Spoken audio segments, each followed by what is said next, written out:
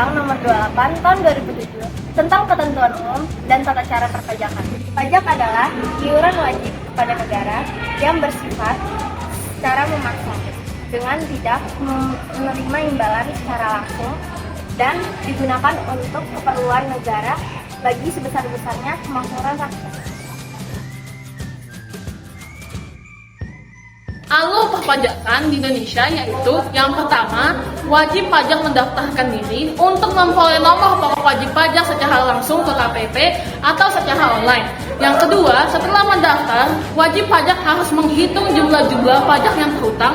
Atas dasar itu membayarnya ke bank atau ditunjuk pemerintah atau kantor pos dengan menggunakan surat setoran pajak. Yang ketiga, wajib pajak mengisi surat pemberitahuan dan melaporkannya secara langsung ke KPP atau mengirimkan dokumen SPP lembah ketiga dan SPT-nya. Yang keempat, wajib pajak akan mendapat tanda terima penyampaian SPT.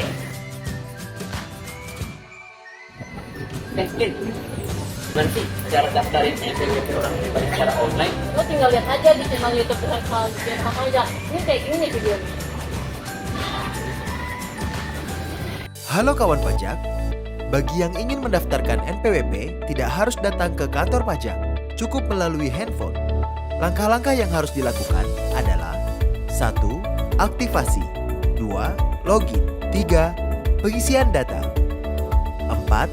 Pernyataan dan 5. Kirim permohonan.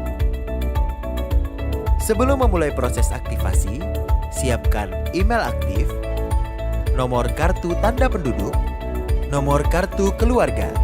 Buka browser, lalu ketik irek.pajak.go.id. Selanjutnya, pilih daftar akun.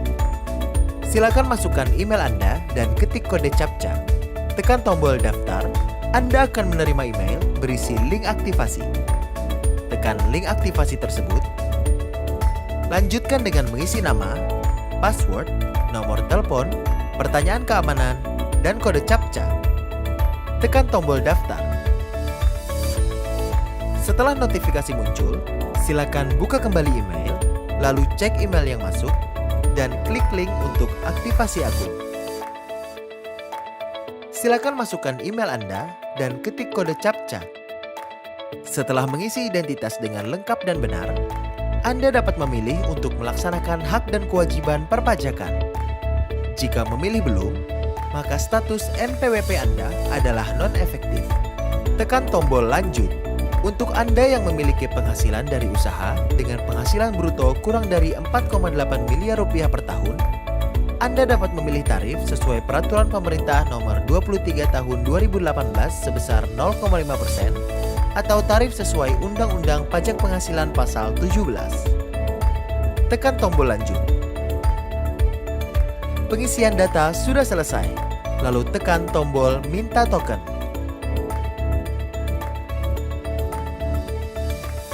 Kode token dikirim ke email Anda, silakan buka email Anda. Salin kode token, tempel kode token, lalu tekan tombol kirim. Selamat, kawan pajak sudah memiliki NPWP. Itu berarti kawan pajak sudah memiliki kewajiban untuk menghitung, membayar, dan melaporkan pajak. Jika Anda masih memerlukan bantuan, silakan kunjungi www.pajak.go.id atau telepon ke Kring Pajak 1500 200. Subscribe channel YouTube Ditjen Pajak RI untuk memperoleh informasi dan tutorial lain. Pajak kuat, Indonesia maju.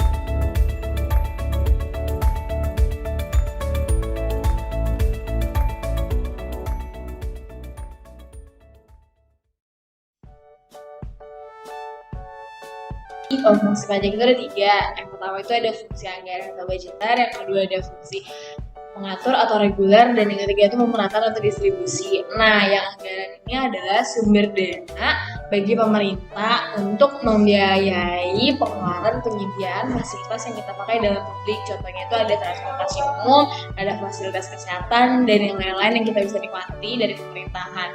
Yang kedua itu ada mengatur atau reguler. Yang pertama itu adalah memberikan proteksi terhadap barang dalam negeri, yang kedua menghambat laju inflasi, yang ketiga itu mendorong pengeksporan Indonesia atau dalam negeri. Yang keempat itu adalah menarik dan mengatur investasi modal untuk pemerataan yang produktivitas. Yang ketiga itu ada pemerataan atau distribusi, yaitu digunakan untuk menyeimbangkan antara pembagian pendapatan dengan kesejahteraan rakyat atau masyarakat. Saya sekarang akan memberitahukan tentang asas-asas pajak.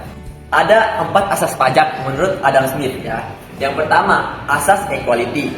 Asas equality adalah asas keseimbangan dengan kemampuan atau asas keadilan.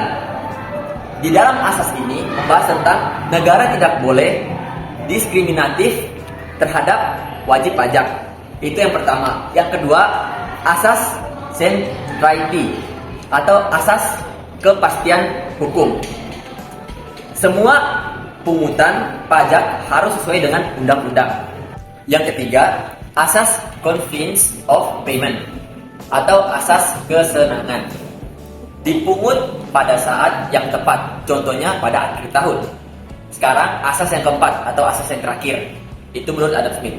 Yang keempat itu asas efisiensi atau asas ekonomis. Biaya pungutan pajak diusahakan sehemat mungkin. Ada beberapa cara pengenaan pajak. Yang pertama itu pajak penghasilan atau PPh. Pengertiannya, pajak yang dikenakan pada orang pribadi atau badan atau subjek pajak atas penghasilan yang diterima atau diperoleh dalam 1 tahun pajak. Dan yang kedua, ada pajak pertambahan nilai atau PPN. Pengertiannya yaitu pungutan yang dibebankan atas transaksi jual beli barang dan jasa yang dilakukan oleh wajib pajak pribadi atau wajib pajak tahan yang telah menjadi pengusaha kena pajak. Yang ketiga ada PBB. Apa itu PBB? PBB itu pajak bumi dan bangunan. Pengertiannya itu adalah pajak bumi dan bangunan adalah pajak atas bumi dan bangunan yang dimiliki, dikuasai, dan dimanfaatkan oleh orang pribadi atau badan usaha. Terakhir, keempat, itu ada bea materai. Apa itu bea materai? Bea materai adalah pajak atas dokumen yang terutang sejak saat dokumen tersebut ditandatangani oleh pihak-pihak yang berkepentingan atau diserahkan kepada pihak lain jika dokumen itu hanya dibuat oleh satu pihak. Ini apa aja sih sistem perpajakan di Indonesia? Ada 3. Yang pertama itu official assessment system, di mana sistem pemerintah dan petugas pemungut pajak menghitung dan menentukan jumlah pajak yang tetap yang harus dibayar oleh wajib pajak. Itu ditetapkan dengan surat penetapan pajak. Contohnya itu pajak bumi dan bangunan.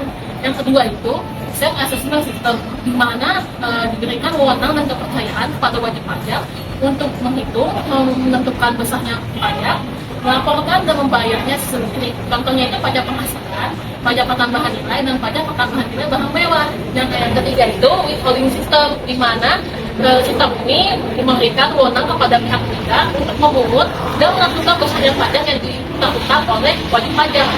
Ini contohnya itu pemotongan pajak penghasilan dari pasal PPh 21. Oh gitu ya. Nah, jadi gini, pajak dimasukkan ke kas negara, APBN, lalu melalui persetujuan DPR dan pemerintah. Digunakan untuk, yaitu yang pertama ada pendidikan, dan yang kedua ada pelayanan kesehatan, yang ketiga infrastruktur, dan yang keempat ada pemilihan umum. Lalu ada transportasi umum, dan yang terakhir yaitu sektor lainnya.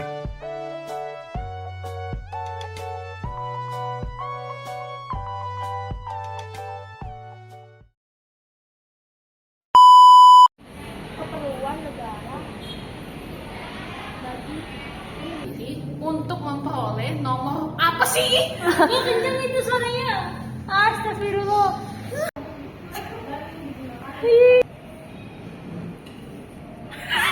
Sistem di mana memberikan wewenang kepada pihak